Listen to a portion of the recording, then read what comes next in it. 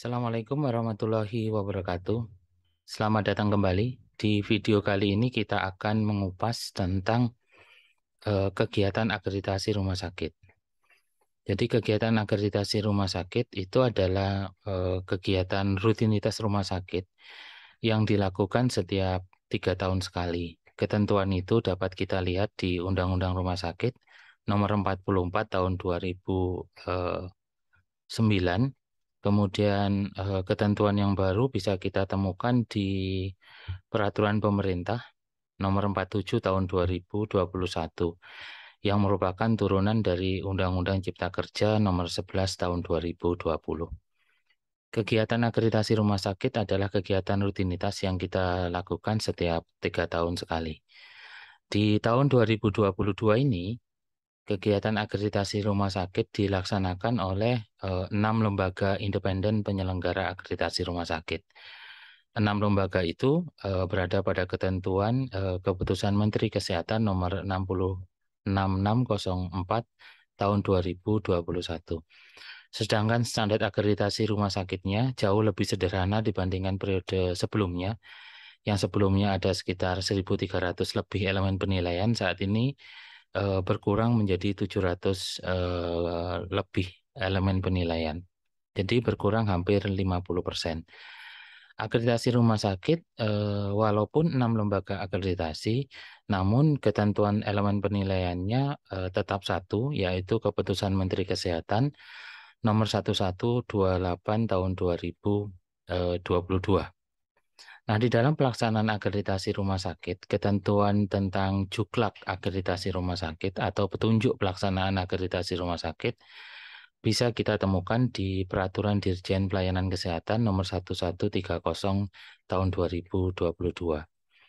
Nah, kegiatan akreditasi rumah sakit terbagi menjadi 2 kegiatan secara garis besar. Yang pertama adalah kegiatan secara daring, yang kedua itu adalah kegiatan secara luring atau kunjungan ke rumah sakit. Nah, di dalam pendaftaran akreditasi rumah sakit itu melakukan pendaftaran melalui sistem informasi lembaga akreditasi rumah sakit. Sistem tersebut berintegrasi dengan sistem informasi akreditasi rumah sakit yang ada di Kementerian Kesehatan. Nah, untuk proses kegiatan dari daring, proses kegiatan daring dan luring ini jumlah harinya ditentukan sesuai dengan klasifikasi rumah sakit. Misalkan rumah sakit umum kelas C dan D itu daringnya 1 hari, kemudian ada selang waktu 3 sampai dengan 4 hari untuk kemudian dilaksanakan telusur secara luring, yaitu 2 hari dengan masing-masing 2 surveyor. Apabila rumah sakitnya itu adalah kelas B, maka 1 hari daring dengan 3 surveyor dan 2 hari luring. Nah, di dalam mengelola kegiatan daring itu ditentukan oleh kesepakatan antara lembaga independen penyelenggara akreditasi rumah sakit dan rumah sakit yang melaksanakan akreditasi. Jadi pengajuan tanggal itu rumah sakit yang mengajukan, namun untuk jumlah surveyor, siapa yang berangkat itu ditentukan oleh lembaga independen penyelenggara akreditasi rumah sakit. Dengan catatan tidak ada konflik kepentingan. Apabila ada konflik kepentingan, maka rumah sakit dapat mengajukan keberatan untuk kemudian surveyornya itu hadir di rumah sakit. Nah, proses kegiatan dari daring itu dimulai jam 7.30 sampai dengan jam 8 itu adalah pembukaan. Pembukaan untuk survei daring itu diatur oleh rumah sakit. Jadi untuk survei daring itu dimulai dengan pembukaan oleh pembawa acara di rumah sakit. Kemudian setelah itu menyanyikan lagu Indonesia Raya atau Mars rumah sakit bila rumah sakit memilikinya. Kemudian setelah itu pembawa acara mempersilahkan direktur rumah sakit untuk memperkenalkan direksi atau susunan direksi rumah sakit, kemudian dilanjutkan pimpinan rumah sakit. Dapat juga daring ini dihadiri oleh BPH, Badan Pengurus Harian, atau dewan pengawas atau representasi dari pemilik sesuai dengan ketentuan Undang-Undang Rumah Sakit tahun 2009 dan ketentuan Permenkes nomor 10 tahun 2014 tentang Dewan Pengawas Rumah Sakit. Setelah direktur menyampaikan perkenalan, maka dilanjutkan dengan perkenalan dari surveyor. Surveyor akan memperkenalkan diri, kemudian surveyor akan menjelaskan surat tugas yang telah didapatkan untuk melaksanakan survei. Yang kedua itu adalah menjelaskan bahwasanya ada atau tidak adanya survei observer yang akan kemudian melakukan proses observasi selama proses akreditasi rumah sakit. Setelah perkenalan diri, maka kegiatan diserahkan oleh pembawa acara kepada surveyor. Kegiatan pertama oleh surveyor itu adalah presentasi profil lembaga independen penyelenggara akreditasi. Kemudian kegiatan yang kedua itu adalah presentasi surveyor tentang etika surveyor. Kemudian kegiatan yang ketiga itu surveyor menyampaikan jadwal acara yang akan dilaksanakan mulai dari survei daring dan survei luring. Khusus untuk survei daring dilaksanakan 1 hari dan pada akhir survei nanti akan dilakukan closing atau penutupan kegiatan daring.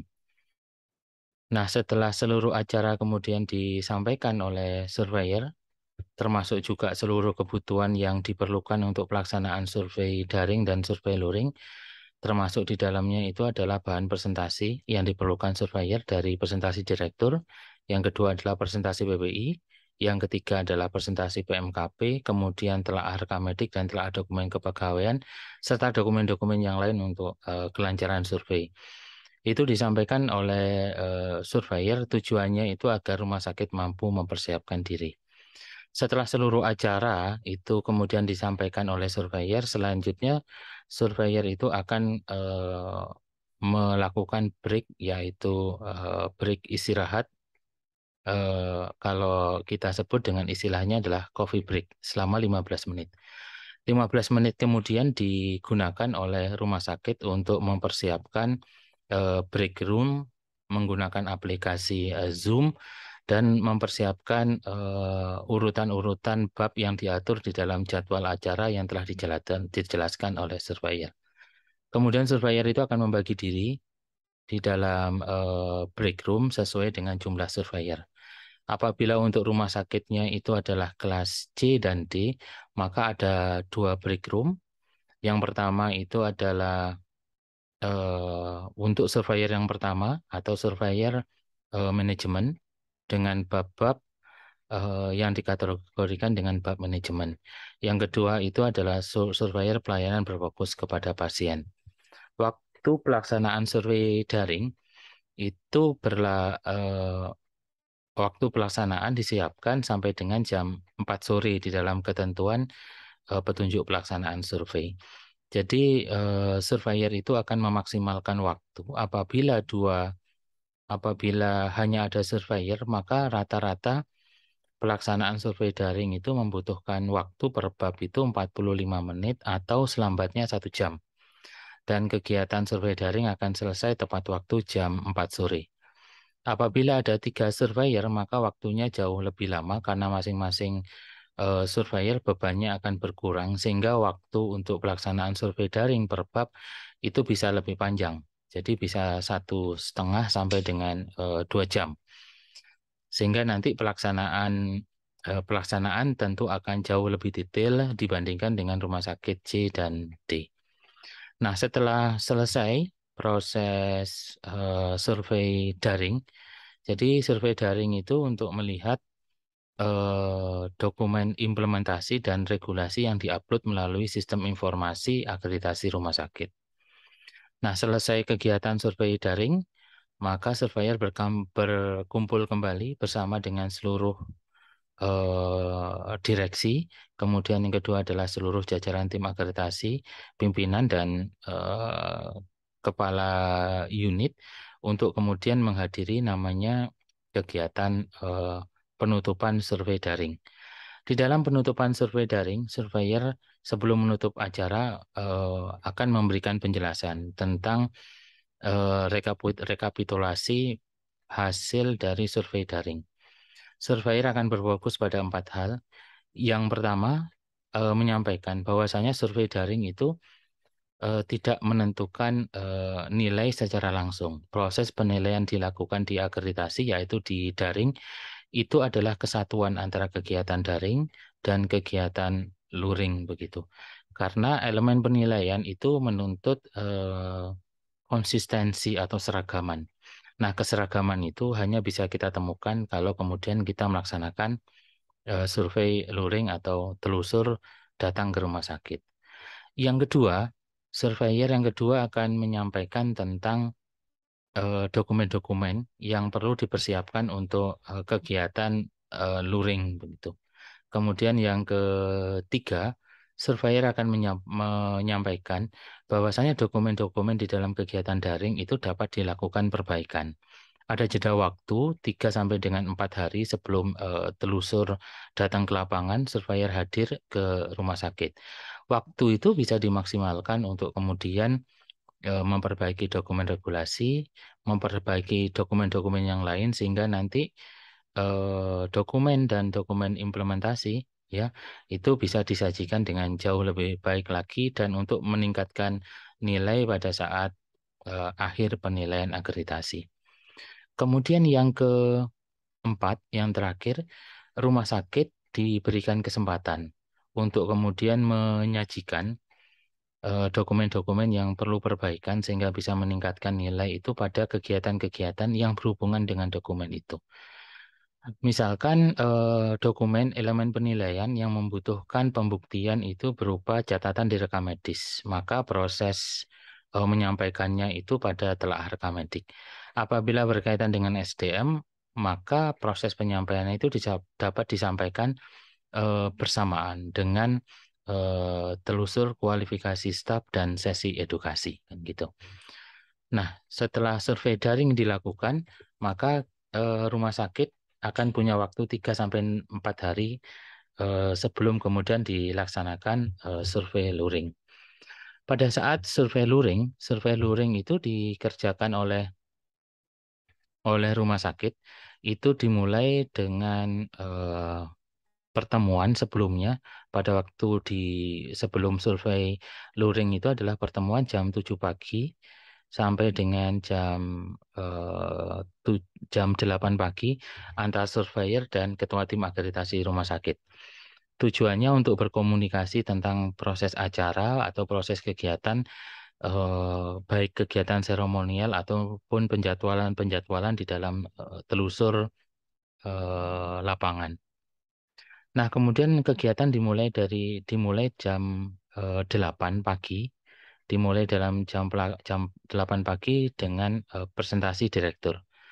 Direktur itu kemudian mempresentasikan tentang program PMKP. Program PMKP dipresentasikan direktur, kontennya itu ada 3, yaitu pertama tentang profil rumah sakit, yang kedua tentang insiden keselamatan pasien, yang ketiga itu tentang indikator mutu rumah sakit. Setelah kegiatan itu dilakukan, maka surveyor berikutnya akan melakukan telusur pasien individual dan telusur pemeriksaan fasilitas atau tur fasilitas serta telusur-telusur yang lainnya. Sampai dengan pelaksanaan telusur hari kedua itu selesai dan surveyor melakukan exit conference itu. Jadi itu adalah gambaran kita dalam melaksanakan akreditasi rumah sakit. Dibolehkan sebenarnya bagi surveyor itu bersama rumah sakit mengatur jadwal acara di luar ketentuan akreditasi rumah sakit. Misalkan kegiatan acara yaitu acara pembukaan, di sana ada menyanyikan Indonesia Raya, apakah diperlukan kemudian menyanyikan Mars atau yel-yel atau kegiatan-kegiatan lain. Secara prinsip, selama tidak mengganggu proses akreditasi rumah sakit, maka kegiatan-kegiatan tersebut diizinkan. Kemudian yang kedua, tentang masalah integrasi antara kegiatan daring dan kegiatan luring. Jadi proses kegiatan daring dan kegiatan luring itu oleh surveyor merupakan satu bentuk integritas. Jadi penilaian akreditasi itu ditentukan oleh temuan surveyor pada daring, kemudian temuan surveyor pada luring, kemudian yang ketiga itu adalah diskusi yang dilakukan oleh surveyor untuk menentukan penilaian akhir kepada rumah sakit sesuai dengan pemenuhan masing-masing elemen penilaian. Sehingga proses koreksi perbaikan itu dimungkinkan di dalam akreditasi rumah sakit. Sedangkan untuk proses pembuatan Pokja akreditasi rumah sakit, sebenarnya Pokja akreditasi rumah sakit itu adalah upaya untuk kemudian melakukan pengelolaan kegiatan akreditasi rumah sakit secara lebih sistematis, tanpa kemudian membuat rumah sakit itu menggantungkan diri pada Pokja.